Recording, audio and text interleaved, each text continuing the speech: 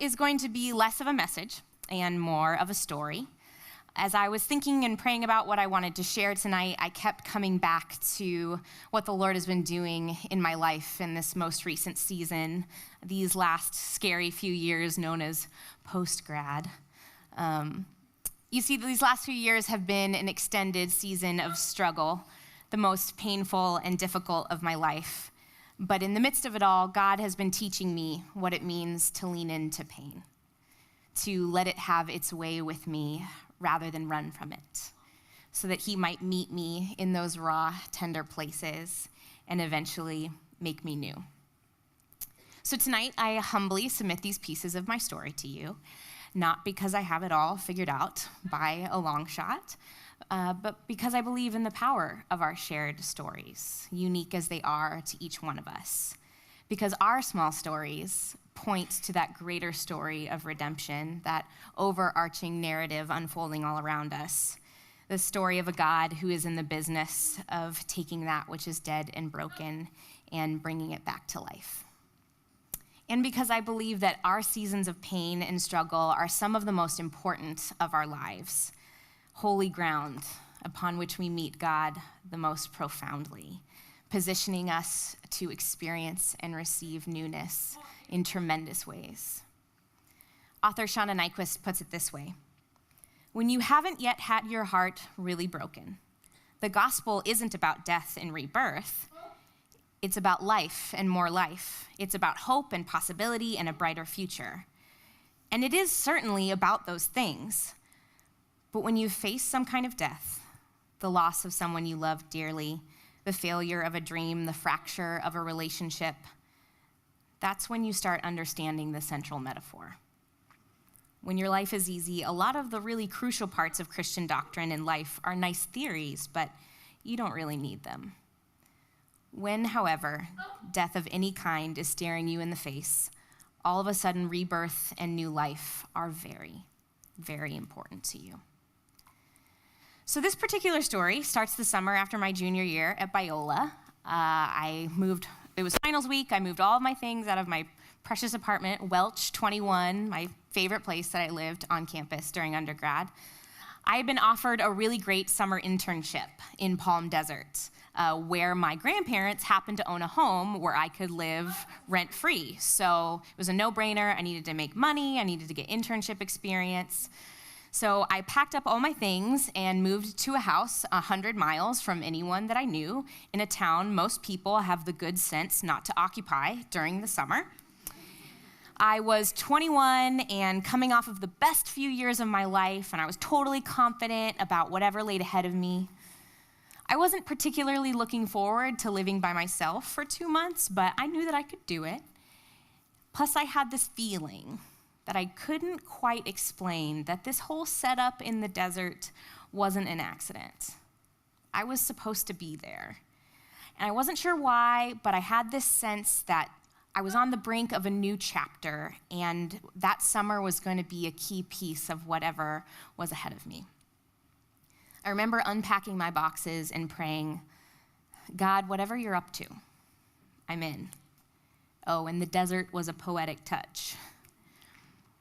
And so I spent the summer there, which was really hard, but I got through it because I knew that I was going to come back for senior year, and I was going to make all these memories, and it was going to be the cherry on top of this awesome undergraduate experience. I was going to come back to the life that I loved and all of the people that I loved as well. And when I returned, a new season did start. It was just not at all the kind that I was expecting. Instead of new life, my time in the desert would actually serve as a marker of the beginning of a lot of death. Broken relationships, a broken heart, a broken spirit, you name it, if it was mine, in the months following the desert, it was a mess. For months, it seemed like everything that I touched or that touched me died. And not like graceful, quiet, dignified deaths, but the kind with explosions and shrapnel and lots of bleeding. It's okay, it was funny, you can laugh. It's fine. Pain is funny. And, for our purposes tonight, the details are actually not that important. And honestly, if I were to share them with you, you would probably find kind of boring. But it seemed that everything in my perfect little life that I had built for myself went wrong. It was as if this intersection of events was custom ordered to expose my deepest insecurities or my darkest fears. Maybe you've had a season like this, or you've heard people talk about theirs.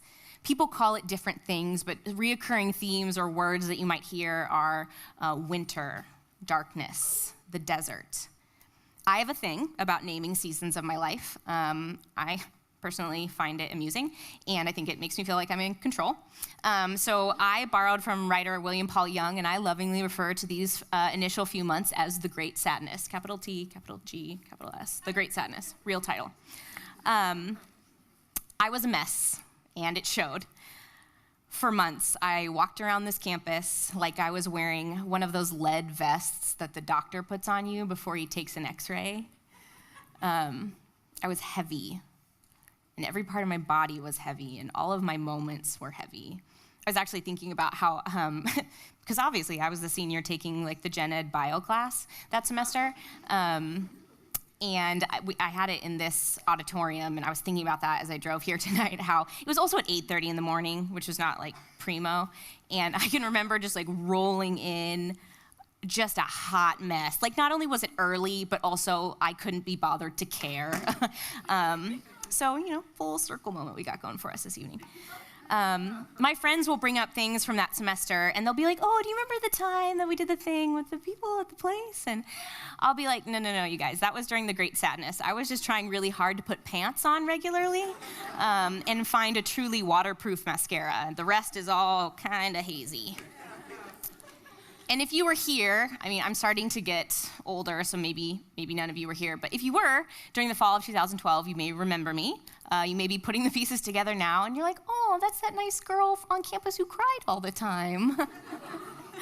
At one point, I even made a list of all the places that I could be seen on campus that semester. Not a few pretty, precious tears, but royally losing it. A really, really serious, ugly cry.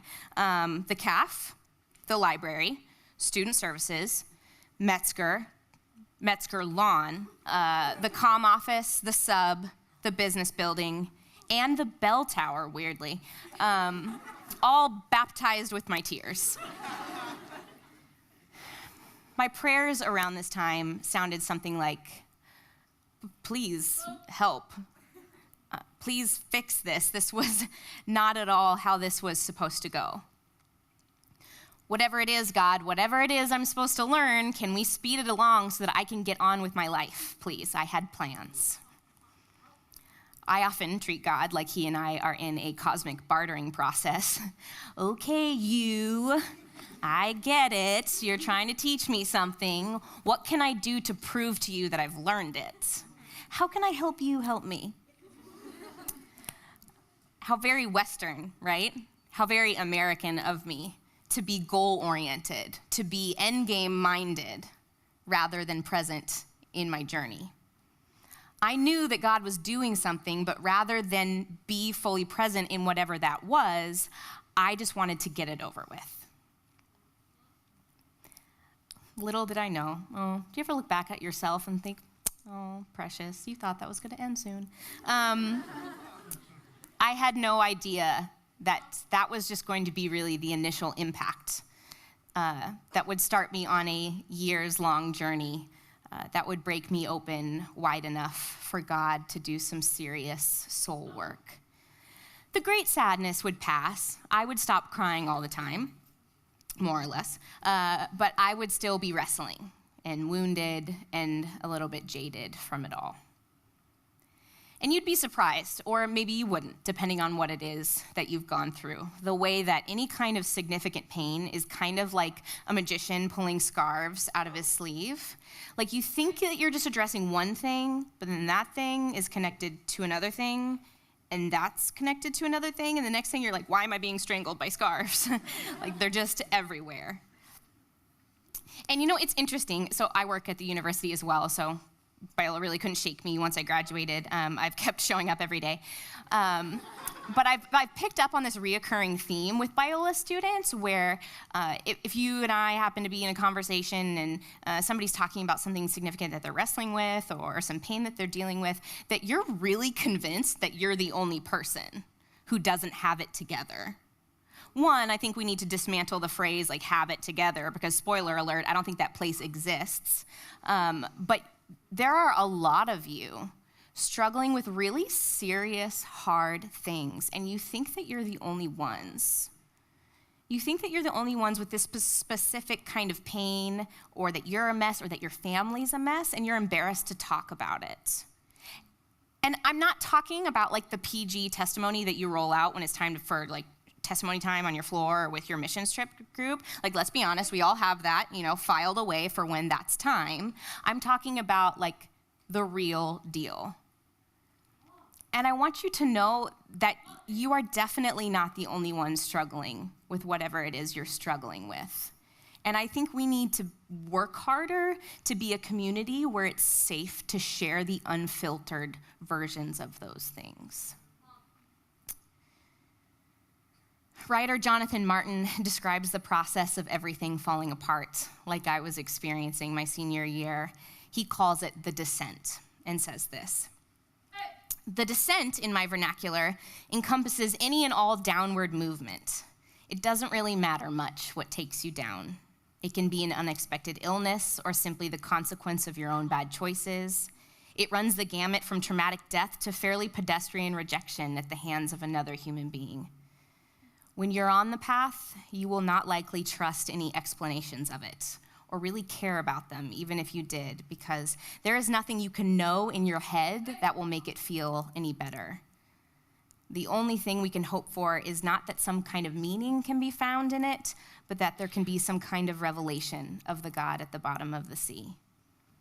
It will not likely make the journey less painful, but it can make the journey more hopeful. I write with the sincere conviction that the only way out is through, that the genius embodied in the very body of Jesus of Nazareth is that authentic spirituality is always death and resurrection. It is the religion of in, through, and never around. And somehow we've got to find a way to open up our hands, our hearts, and finally our lives to let go into the descent. If you are in such a place, however you got here, I'm so very sorry.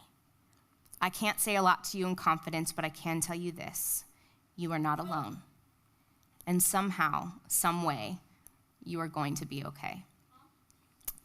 It took me a while to adopt that kind of posture, to open up my hands and my heart to the Lord and to the process that he was guiding me through. Because once I realized that this wasn't going to be a quick season, my next move was to just avoid it entirely. Because I'm really good at that. I'm really good at making sure that I have enough distractions that I don't have to actually deal with the thing that's bothering me. I made sure I was busy with places to go and people to see and music always on and Netflix on every night while I fell asleep, so I wouldn't have to stare down what it was inside of me that ached. I was the unbreakable Kimmy Schmidt, minus the unbreakable part. I was fully pulling I'm not really here. I'm not really here. Oh my gosh, no, that was supposed to be so good. More of you need to watch that show. Seriously, midterms, whatever. Y'all need to go back to your dorms and binge watch the Unbreakable Kimmy Schmidt. Okay, you're welcome. I was afraid of what being present in my pain would feel like. One of my favorite books, Prototype, puts it this way: if fear makes you want to stay home, you're in good company. Many strong and competent people have chosen the path of least resistance, deciding it is better to walk away without bruises or broken bones, decided it is better to keep the safer blessings they have than to take the risk of having to stare down God, the devil, and themselves. And make no mistake, the dark night of the soul will involve wrestling with all three. And in the midst of it, you don't really know if you're going to make it to sun up. And yet there is still the reality of blessing, the promise that lies on the other side, that if you just don't let go, the blessing will be as extravagant as the night is long and the bliss as sweet as the night is painful. Blessedness is a feast that can only be savored by those who have first tasted their own blood. And as I realized this, that the only way out was going to be through, my prayers began to shift a bit. Not perfectly, but they began to go in the direction from, please, just fix this, to, okay, I'm here. I am here, God, and what is it that you have for me here that I could not receive during a better season? How do I do this season well? How do I engage with it intentionally? How do I be journey-minded? How do I partner with you in what you're doing in me?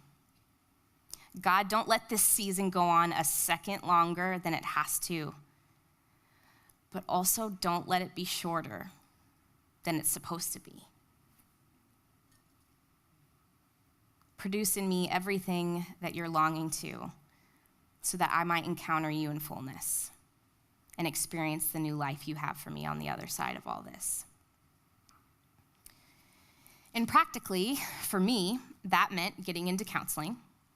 That meant seeking out older, wiser people to speak into my life. That meant making peace with the fact that this was going to be a marathon and not a sprint, and that the path to healing is a story, not a checklist, and stories take patience and time. I needed to look my demons square in the face, armed not with the assurance that it wouldn't hurt, but that I wouldn't be alone. As my friend Katie says, these times of struggle are not really about arriving.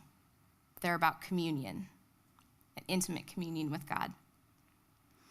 And maybe the single most important thing you can have with you as you walk through this kind of season, whether that's now or in the future, is to have good, faithful, trustworthy people there beside you. And the most important thing you can do for the people that you love is to be that for them. But that's often a challenge because evangelicalism has not really trained us well in the art of lament, right? We like to fix things. We like to focus on the positive. We love us some silver linings, right? And those things come from a good place, right? Like we hurt when the people we love hurt and we just want them to be well. But I've noticed that that's often, myself included, it's caused us to have a lack of reverence for other people's pain. Brene Brown says that we want our faith to be an epidural, taking away our pain, when really our faith is more of a midwife, holding our hand and reminding us to breathe. We approach suffering like Job's friends, right? Arriving on the scene with all of our reasons and explanations, rather than with the patience and the humility that it takes to simply show up and continue showing up. We think we can make pain better if we can paint it as a one-for-one exchange, right? We say things like, well, aren't you so glad you experienced X so that you could learn Y? Or aren't you grateful for this experience because now you can minister to other people who've been through the same thing? And when people say things like that to me, I want to hit them in the mouth. Because frankly, I'm not grateful. I don't find those answers good enough by a long shot. And don't get me wrong, there's weight to those statements. I think it's important to recognize that, yeah, God does use things in our lives that are painful for the good of those around us, but that doesn't mean we have to make our experiences into a math equation. We can hold those things in tension. We need to start asking ourselves, what does it mean to love someone well in the middle of difficulty? To not offer Band-Aid answers to messy questions. And yes, we are to serve as reminders of hope and speakers of truth, but I think we can do those things without totally discarding or dismissing the reality of what someone else is going through. One of the people in my life who's best at this is my friend Hillary, who was one of my roommates my senior year. And many mornings we'd be running around the house, all of us getting ready to go to class or go to work, and it would be mayhem. And we'd be going out the door, and she'd grab my arm and just take a moment and look me in the eye and say, I see you. And then we'd have to go and do our separate things. But in that moment, she didn't offer me her solutions or her explanations. But I knew I was seen. I knew I was loved, and I knew I wasn't alone. Richard Rohr says this: in terms of soul work, we dare not get rid of the pain before we have learned what it has to teach us. Answers are the way out, but that's not what we're here for. When we look at the questions, we are looking for the opening to transformation.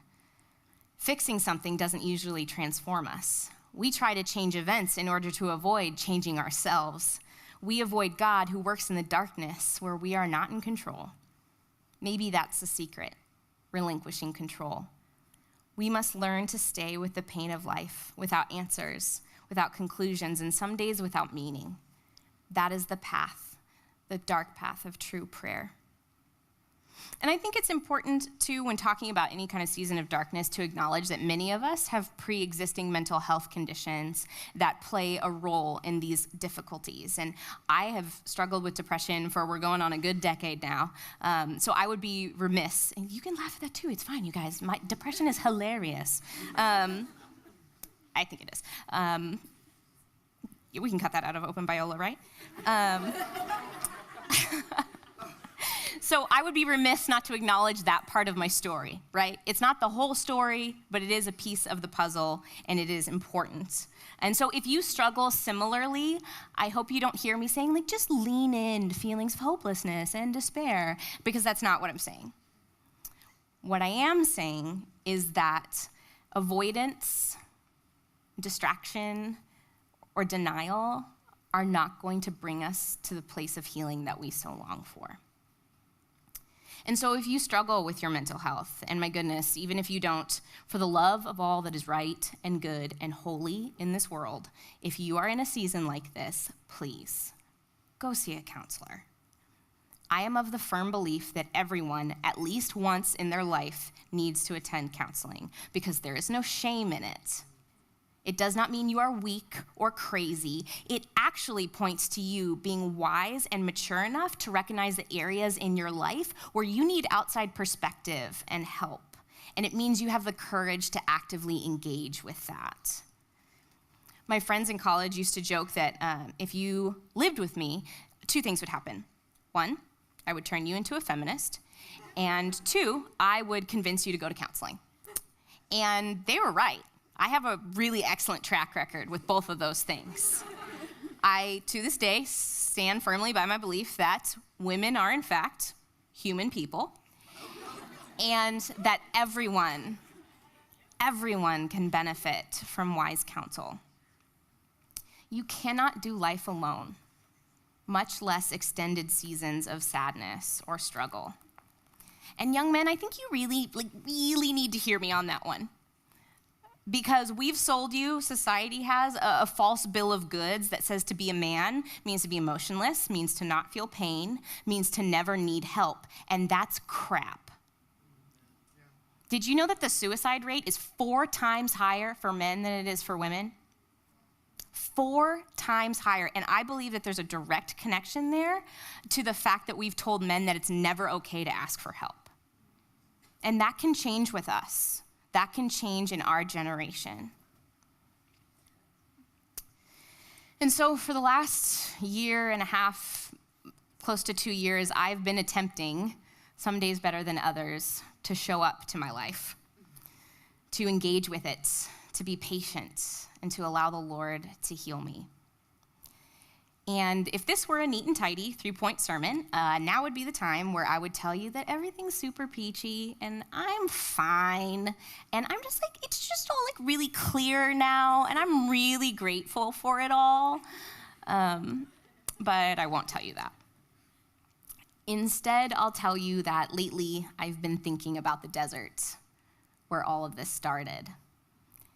And that feeling that I couldn't shake, that I was on the brink of something needed and new. How, it plunged me into a season of really intense heartache, but it also positioned me to receive new life in a way I couldn't have known I needed or even knew I had the capacity to receive. I certainly wouldn't volunteer to go back and do it all over again, but I'm not sure that I'd trade it either.